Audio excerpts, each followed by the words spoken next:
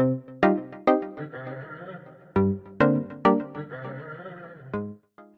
уул дүүргийн засаг даргын дэргэдэх албан бус дасан туршийн боловсролын төвийн 10 сарын сургалтанд ирэхэд та бүхнийг урьж байна.